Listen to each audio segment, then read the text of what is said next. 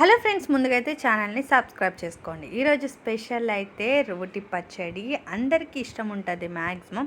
అది కూడా టమాటాతో చాలా అంటే చాలా టేస్టీగా సింపుల్ ప్రాసెస్లో నేను మీకు చూపిస్తున్నాను. కంపల్సరీ ట్రై చేయండి. ట్రై చేసి ఎలా ఉందో టిక్కి 99కి కమెంట్ చేయడం అయితే అస్సలు మర్చిపోకండి.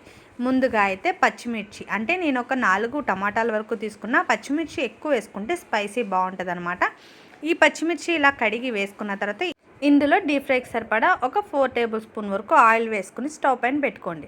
ఈలోపు ఒక మిక్సీ జార్లో కొంచెం జీలకర్ర వేసుకోండి, ఒక 1 టేబుల్ స్పూన్ వరకు. అలాగే ఒక 4-5 వెల్లుల్లి రెబ్బలు కంపల్సరీ వేసుకోండి. వీటిని మిక్సీ పెట్టి పక్కన పెట్టుకోండి. ఈలోపు టమాటా అయితే నేను ముక్కలుగా కట్ చేసుకున్నాను. ఇప్పుడు పచ్చిమిర్చి కూడా ఫ్రై అయిపోయినాయి కదా, వీటిని కూడా అదే మిక్సీ జార్లో వేసి మెత్తగా పేస్ట్ పట్టుకోవాలి.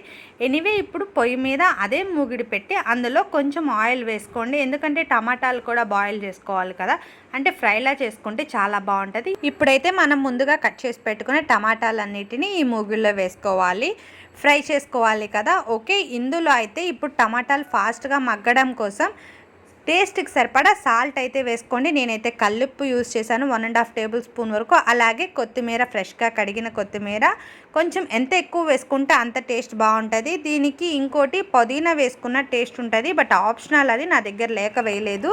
టమాటాలు అయితే పుల్లగానే ఉంటాయి కదా, బట్ కానీ ఇందులో కొంచెం చింతపండు రెబ్బ వేస్తే టేస్ట్ అయితే చాలా బాగుంటుంది. చాలామంది వేయరు, బట్ కానీ కొంచెం ఆ ఫ్లేవర్ కోసం అయితే వేసుకోండి, టేస్ట్ బాగుంటుంది. ఇప్పుడైతే మనం మూత వేసి పక్కన పెట్టుకుందాం, అంటే స్టవ్ పైన పెట్టుకుందాం. ఎందుకంటే మూత వేయడం వల్ల ఏంటంటే చూసారు కదా, చాలా ఫాస్ట్గా టమాటాలు అనేవి ఫ్రై అయిపోతే, అలాగే టేస్టీగా కూడా ఉంటాయి. ఎందుకంటే టమాటాలో ఉన్న వాటర్ అంతా వస్తుంది కదా, మనం ఉప్పు కూడా వేసాం కదా.